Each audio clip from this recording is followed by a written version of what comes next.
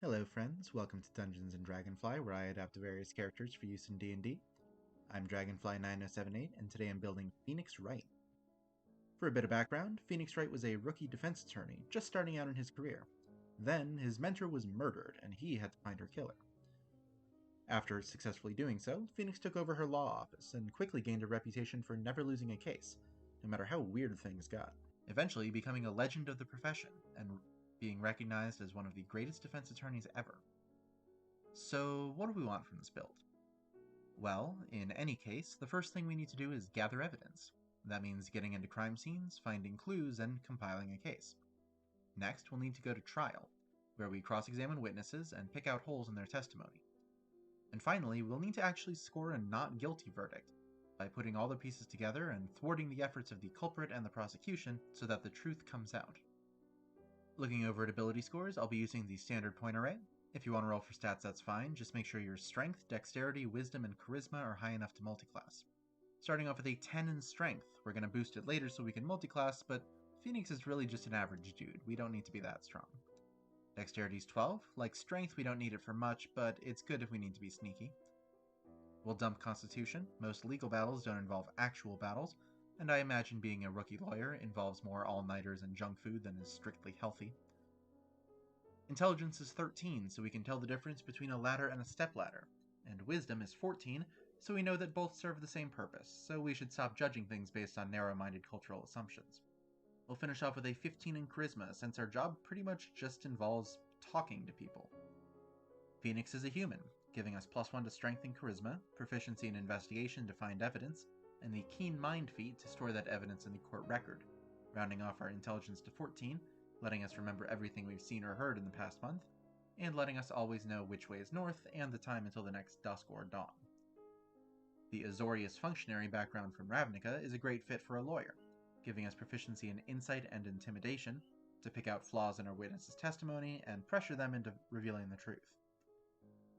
We also get a list of lawyer spells added to the spell list of any of our spellcasting classes, and we get a fancy attorney's badge with the Legal Authority feature, which allows us to access crime scenes and interview anyone we might need to. For the places we can't get into with our badge, we'll sneak in as a rogue, giving us 4 skills from the rogue list. My picks are Athletics, Perception, Deception, and Sleight of Hand. 2 of our skills also use double our proficiency bonus thanks to Expertise. I'm going to say Investigation and Insight. Sneak attack is not really useful to us since we don't do much attacking and actually don't even carry a weapon, but we do learn Thieves' Cant, a secret language of codes and signals that criminals use, which could very easily come in handy. Cunning action at 2nd level lets us dash, disengage, or hide with our bonus action, useful if we're breaking into somewhere we shouldn't be to look for clues. And at 3rd level we become an Inquisitive, giving us an eye for detail and an ear for deceit. Eye for Detail lets us use our bonus action to find clues or spot hidden creatures, and Ear for Deceit makes it so we can't roll lower than an 8 on insight checks to tell if a creature's lying. Phoenix is good at picking out lies and inconsistencies even before he gets the Magaton. Inquisitives also get Insightful Fighting, meaning we can use our bonus action to make an insight check against a creature's deception. If we succeed, we can use our sneak attack against them without having advantage or an ally within 5 feet. But again, we don't really use our sneak attack. It could be metaphorical, though, lull them into a false sense of security, then spring a verbal sneak attack trap and catch them in a lie. Or not, up to you. With our first ability score improvement, we'll bump our dexterity to 14 so we can actually multiclass out of rogue. And we'll pick up Uncanny Dodge at 5th level to shore up our defenses. Despite our low constitution, Phoenix actually does take hits sometimes, so being able to have the damage of Francisca's whip as a reaction is appreciated.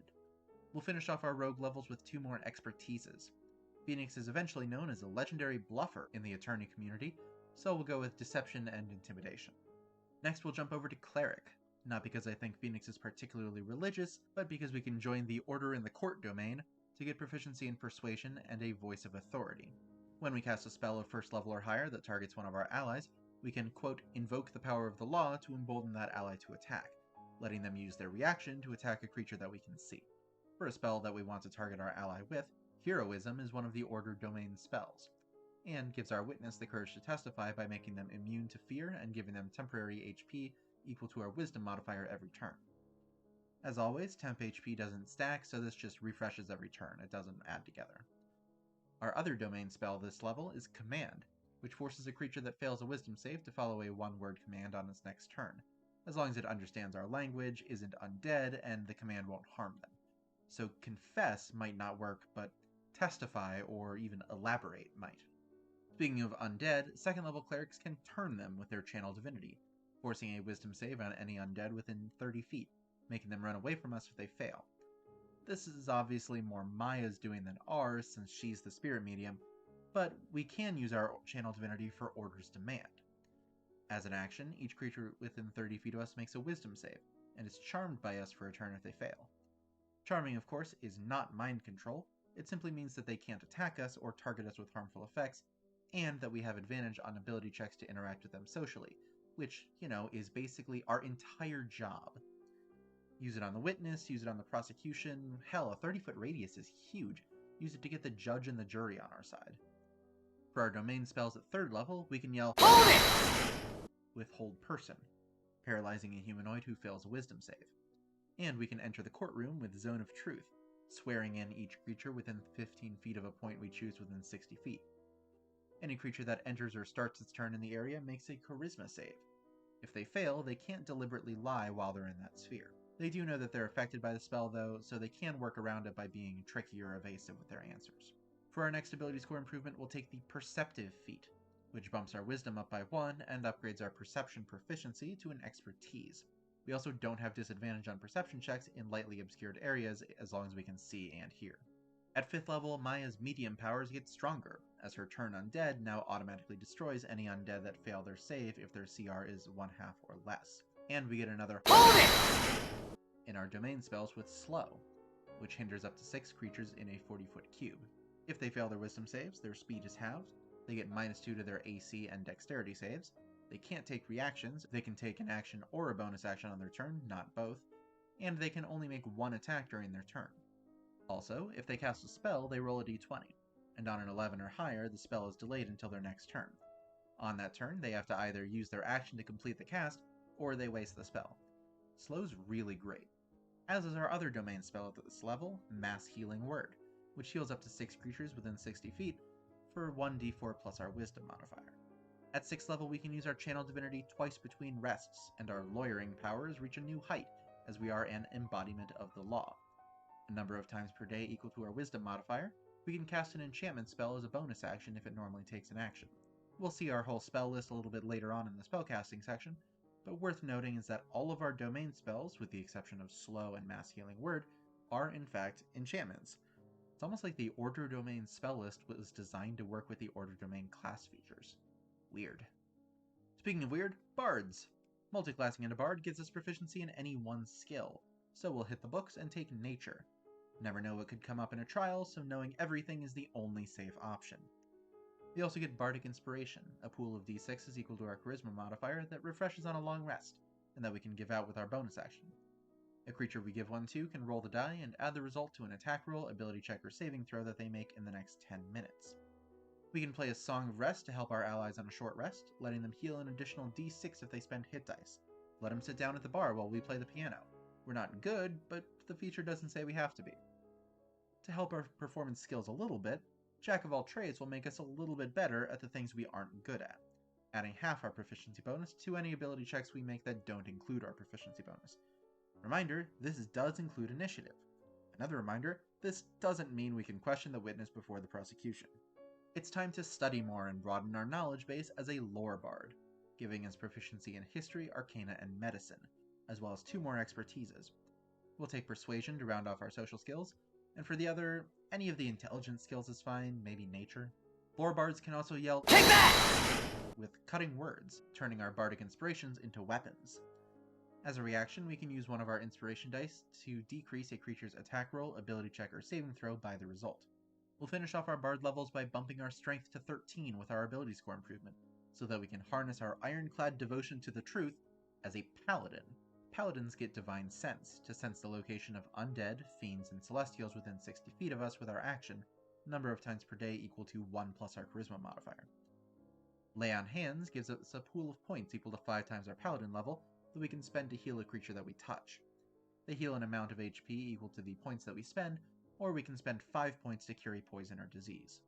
Second level Paladins get a fighting style, and there are a couple of good ones thematically for us, like protection or defense, but since we don't wear armor beyond a nice 3-piece suit, and we don't carry a shield beyond a briefcase, I'm going to pick one we can actually use and go with Mariner, which increases our AC by 1 and gives us a climbing and swimming speed while we aren't wearing heavy armor.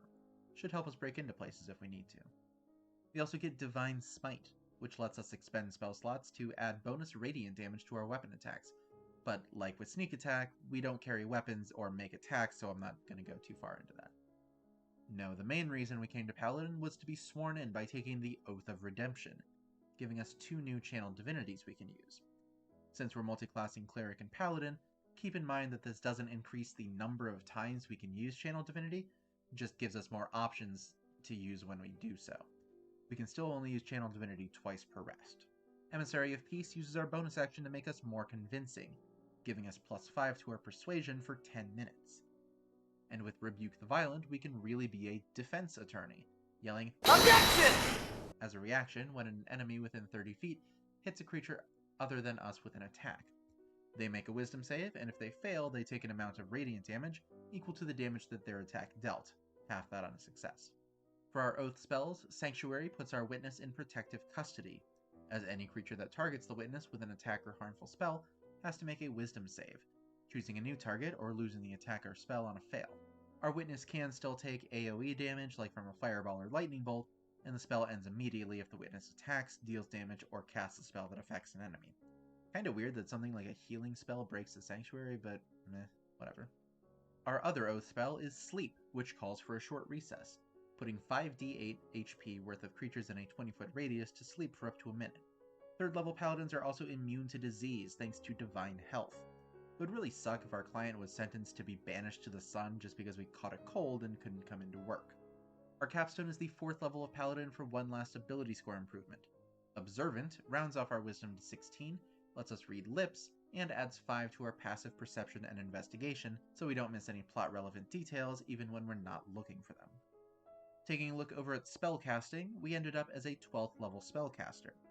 For cantrips, Vicious Mockery forces a wisdom save on a creature, dealing up to 4d4 psychic damage on a fail and giving them disadvantage on their next attack. Needle the witness or prosecutor and get them to make a mistake. Alternatively, befriend the witness with Friends, giving us advantage on charisma checks against them for up to a minute. They realize that we've tricked them with magic afterward, but if we've gotten them to expose a flaw in their testimony, then we still win. Guidance adds a d4 to a creature's ability check, and Resistance does the same for a saving throw. We'll also pick up Thaumaturgy, which can do a bunch of minor effects, opening doors, snuffing candles, that sort of thing, but more importantly can make our voice boom 3 times as loud, to really get some power behind our OBJECTION! Sense Emotion uses our Magatama to read someone's emotions, telling us their most prominent emotion at the time, if they're nervous, angry, distraught, etc., and we'll pick up Ensnaring Strike from the Azorius list in case we need to make a citizen's arrest and restrain a suspect. The first time we hit with a weapon attack after casting the spell, the creature we hit may say Strength save or be restrained by thorny vines. Every turn while they're restrained, they take 1d6 piercing damage and can use their action to try to free themselves with a Strength check. Locate Object tells us the direction to a specific object, or the nearest of a kind of object as long as it's within 1,000 feet, useful if there's a specific piece of evidence we need to find.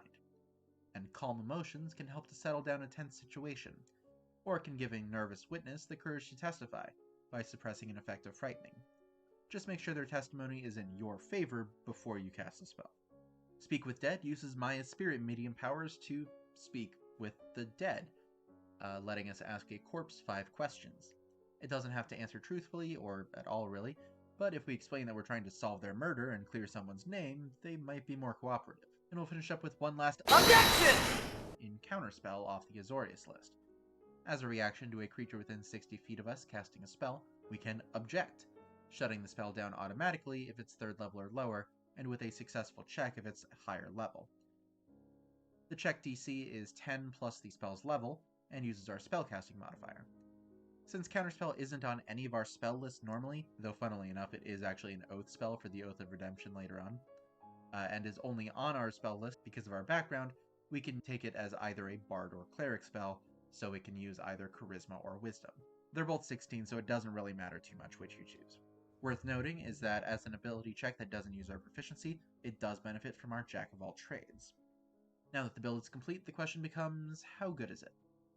Well, we have 7 expertises, 5 skill proficiencies, and jack of all trades for the 6 skills we aren't proficient in, so we're good at pretty much anything that comes up. We're also a good debuffer, with tons of ways to reduce enemy capabilities or lock them in place, and counterspell to shut their spells down entirely. And this is a little campaign specific, but if we do find ourselves in a murder mystery, we will absolutely dominate with the ability to uncover clues, interrogate suspects, and find our way to the truth. On the other hand, in a lot of other settings, we aren't great. We do next to no damage with no weapons and 2 uncapped casting modifiers, so our most reliable damage is coming from Vicious Mockery. We're also squishy. I never liked to dump Constitution, and this build is a perfect example of why, since we have less than 100 HP. And finally, we just have several features that don't matter for us, most notably Sneak Attack and Divine Smite, which is a shame because those are pretty core abilities for their respective classes. It's funny though, all of those cons are actually really easily fixed. We have proficiency with pretty much all weapons and armor, so we could throw on some half-plate and grab a shield and a rapier. That would give us 19 AC and a finesse weapon to use our Sneak Attack, Divine Smite, and attack spells, which would boost our damage. The only problem is, that's not Phoenix. He does his fighting in the courtroom, not on the battlefield. So suit up and make sure your hair is sufficiently spiky. You've got a case to win. A storm cloud found right above the crime scene is what we believe killed Ace. Objection! A storm cloud? You call that decisive? How could you place blame on my client for that? Unless you're honestly suggesting Rainbow Dash can move around clouds and make them shoot lightning at will.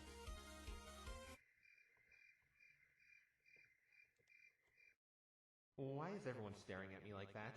Oh, Mr. Wright. What's her problem, Twilight? She can't honestly think someone can control weather. It's ludicrous.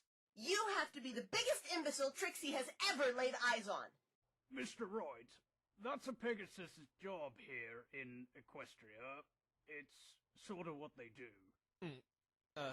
What? I hope you enjoyed the build. If you have any feedback or suggestions for characters you'd like to see me build, please leave them in the comments below.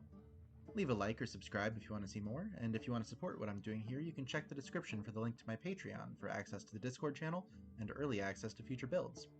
Thank you for watching, friends. I will see y'all later.